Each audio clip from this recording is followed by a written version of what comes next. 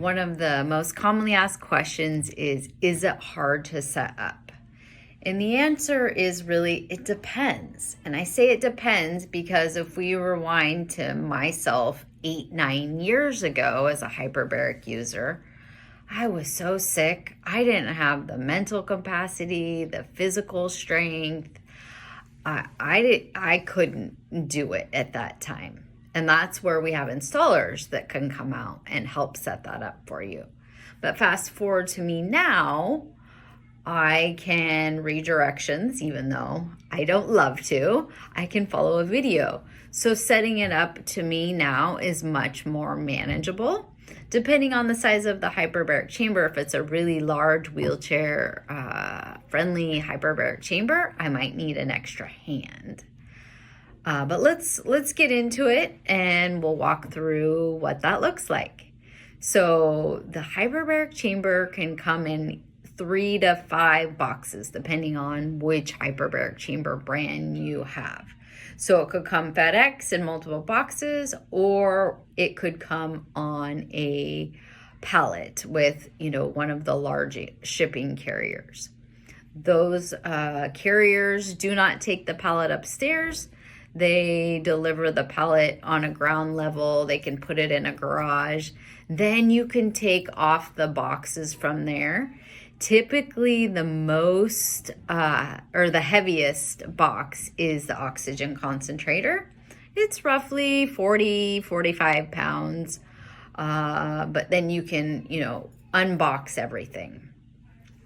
So typically the hardest part of setting up the hyperbaric chamber is the frame.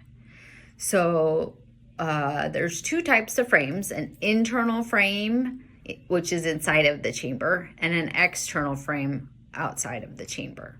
When it's external, it's much easier to set up, right? You can put the frame together, hang the actual bladder of the hyperbaric chamber on the frame.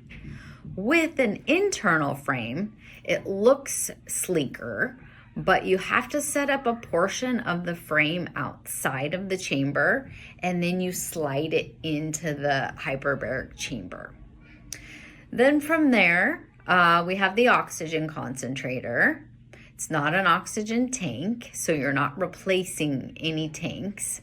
With the concentrator, it's taking ambient air from the room, filtering it through the concentrator, and pushing that 95% medical grade oxygen into the hyperbaric chamber.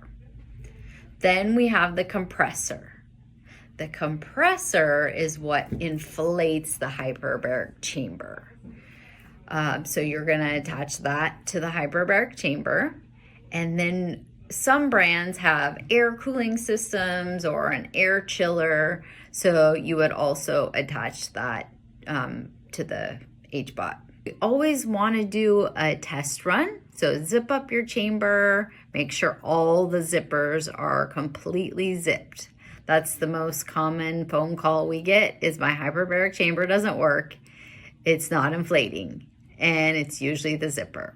So make sure all the zippers are completely closed and inflate that hyperbaric chamber before you get in. Let's check the gauges. Let's make sure everything is working before you get inside.